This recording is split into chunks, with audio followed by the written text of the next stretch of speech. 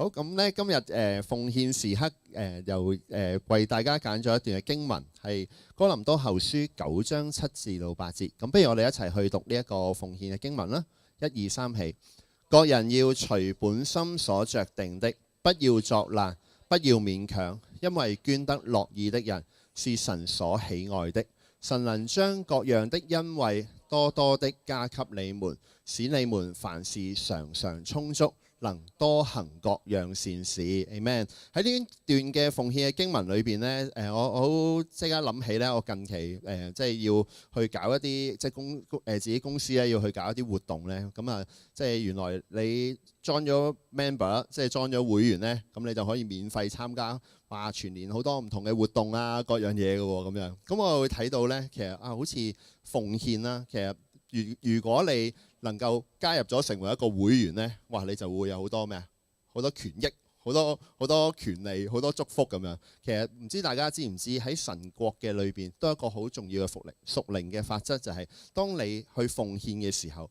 呢個都係你喺天國裏邊一個好大嘅權利嚟喎。係啊，係即係當然我哋唔係要好功利去諗話即係喺我哋要同神去交換啲乜嘢，但係確實好多時候我哋去睇奉獻，甚至喺奉獻裏邊，我哋會睇到聖經都有話俾我哋聽，我哋要將當納嘅1/10全然送入倉庫，係咪？即係都好多基督徒或者我哋甚至未信主嘅人都會覺得奉獻呢好似係基督徒一定要做，好似一個責任。但係我今日好想去透過呢樣經文裏邊去話俾我哋聽，其實奉獻其實係一個權利，係一個好大嘅一個蒙福、一個祝福嘅一個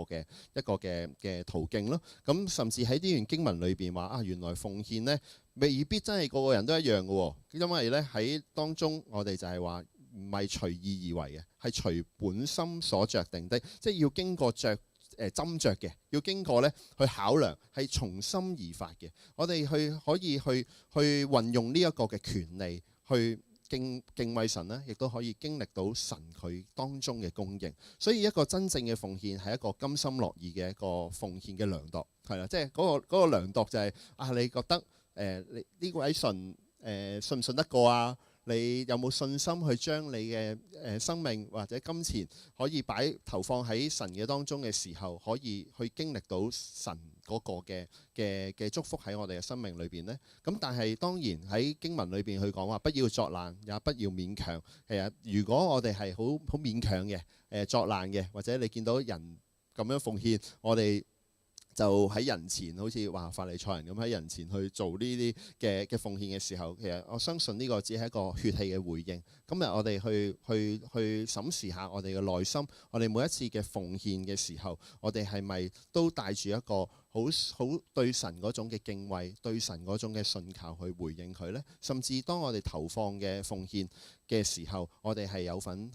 有個權利去參加喺天國裏邊、神國度裏邊嘅計劃，我哋一同去經歷佢。咁甚至當然聖經都應許我哋一個好重要嘅應許，就係話我哋可以試神，係嘛？即係當你去奉獻嘅時候，神會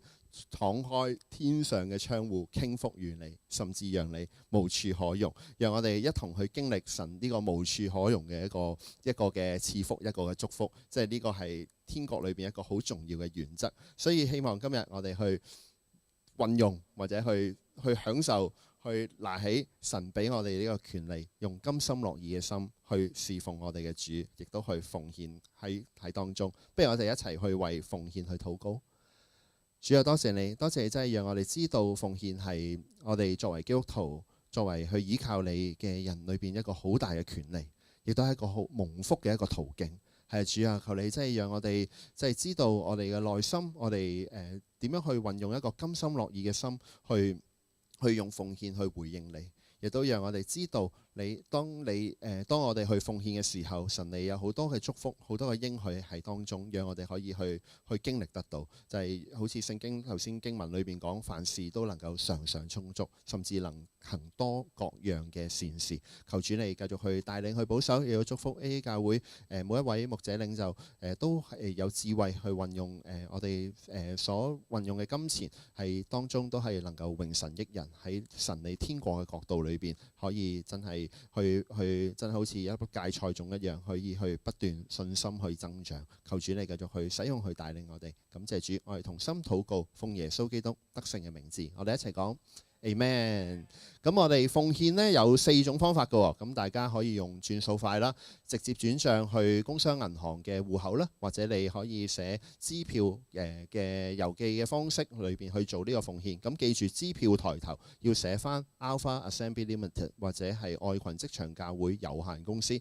咁去到最後一個方法呢，就係大家見到門口附近裏邊有個奉獻箱嘅，咁你可以將你嘅奉獻去投放喺呢個奉獻箱裏邊。最後提一提，如果你係用一啲網上嘅轉帳啊嘅奉獻嘅方法呢，記住將嗰個收據呢去 WhatsApp 翻69326034呢一個嘅電話裏邊。咁我哋會年度都會有一個稅務上邊嘅一個嘅豁免嘅，可以去做翻俾大家。咁呢個時候